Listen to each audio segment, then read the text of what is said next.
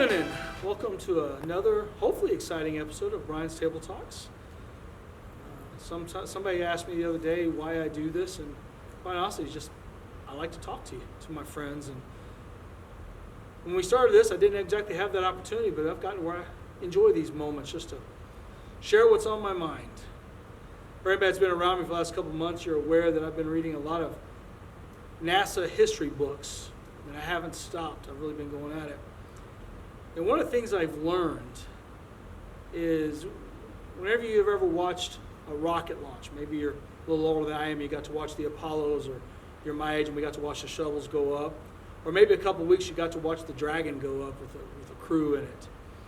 And what we see is a rocket just going up, and we think of it as just going full speed and getting up to the orbit, and it's exciting and it's wonderful and it's just going. All that thrust and all that power. Hal's getting excited. He's hearing about thrust and power, and this just sounds cool, right, Hal? Yes. Well, one of the things I learned is that depending on the vehicle, they get to a certain altitude. For the space shuttle, it's about 35,000 feet. For the Apollo, it's about 43,000 to 46,000 feet. And they hit something called max Q. Now, bear with me. I'm a theologian, not a scientist, so I'm going to read this definition. Max Q condition is the point when an aerospace vehicle's atmospheric flight reaches maximum dynamic pressure. This is a significant factor in the design of such vehicles because the aerodynamic structural load on them is proportional to dynamic pressure. This may impose limits on the vehicle's flight envelope. So basically, when these vehicles get to these altitudes, they're feeling all these forces between the atmosphere and everything else exerting on them. And one of the things they do when they get to this max Q altitude is they throttle back. They slow down. Instead of going 100% full power, they go 60 to 70% of power. And then when they clear that max Q, then they throttle up and go full speed. Now, there's an equation for this whole thing, and I just don't understand it. I'm going to leave that to the engineers and the scientists. But I got to thinking, and I was reminded of something. When you're driving down the highway or the freeway and it's raining heavy or it's foggy, what do?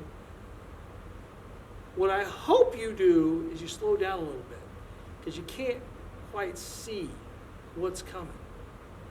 You want to slow down so you can see a little bit more.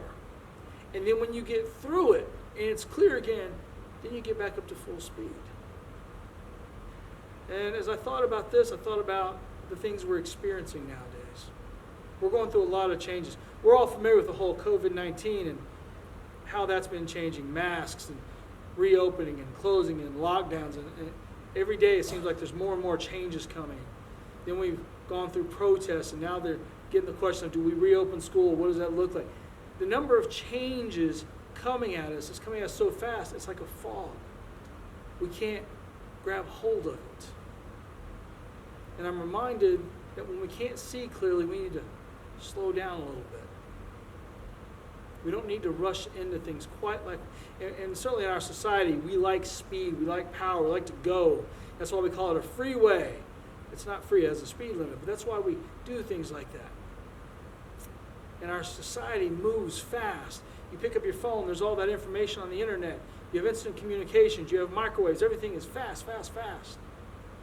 I think now maybe we need to slow down a little bit, catch our breath. I was trained as an Army officer, and one of the challenges they invoked on us was to make a decision. And that's important.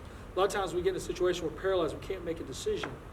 And after some of my training one day, it occurred to me, one of the decisions sometimes we need to make is not to make a decision, to back off, to do a little more research, to get a little bit clearer picture of what's going on. It doesn't mean we stop, but we can certainly slow down. There's always an opportunity to learn something more, something new, to get a fresh perspective, to call a friend and ask them what they think. Not all decisions have to be made in the next 5 minutes.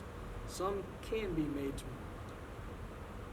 My friends, I hope you're able to slow down a little bit, to get a nap, read a book, sit under a tree, take a walk. Something just to slow down and clear your head a little bit. It's not necessary, nor is it safe to drive through the fog at full speed. It's not safe to go through max Q at full speed. Friends, I hope you're feeling comfortable today. I hope your air conditioner's working. I hope you got a good meal tonight. And I hope you're surrounded by friends and family. And I hope you're able to make a friend tomorrow. Until next time, this is Pastor Brian for Brian's Table Talks. Have a safe, comfortable, and blessed day.